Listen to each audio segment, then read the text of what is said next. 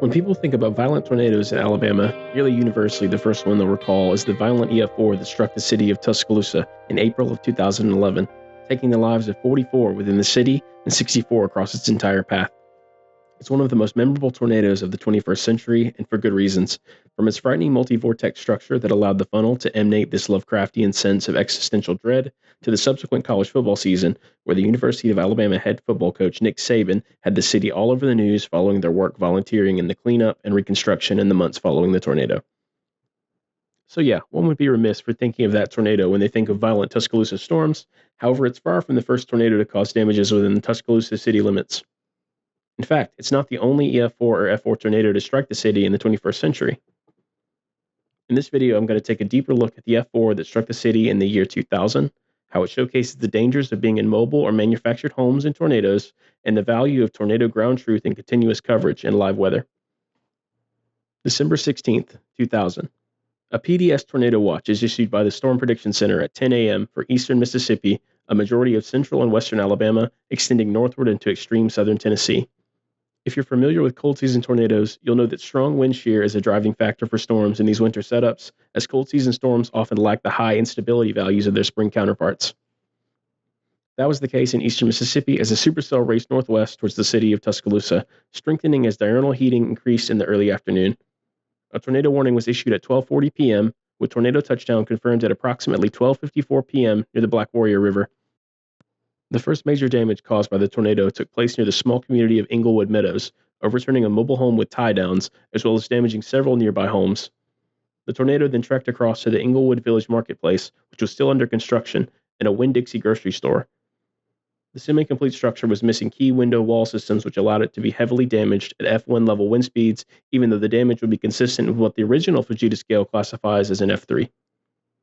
This will become a theme of the damage from this tornado as a storm report done by Texas Tech University dug deeper into the science behind potential tornado scale inaccuracies.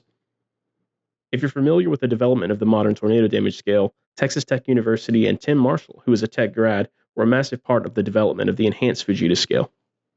The damage inconsistencies in this tornado were among the many events in the late 90s and early 2000s that played a huge part in creating the EF scale.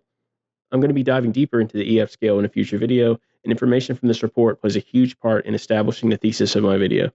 So keep a lookout for that in the near future. It's kind of a large project, so I'm hoping to have it out by December. Sorry, tangent over.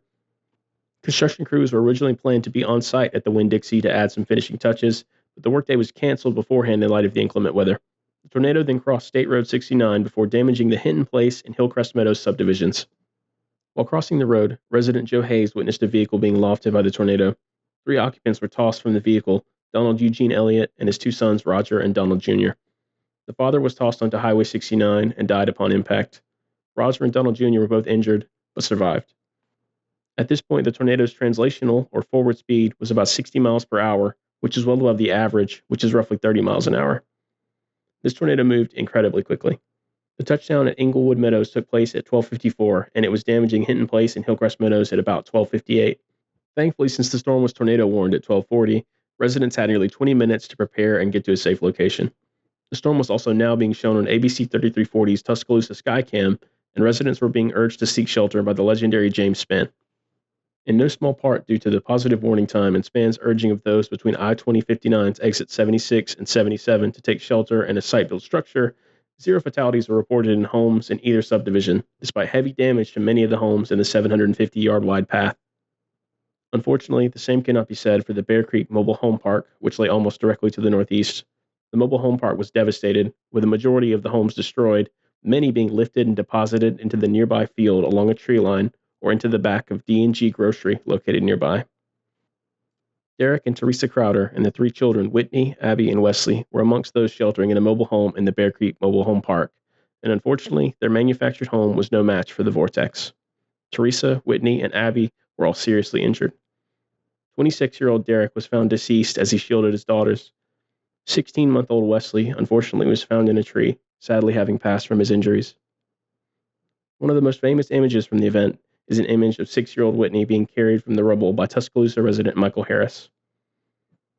In addition to Donald and Wesley Crowder, 7 more would die in mobile homes from this tornado.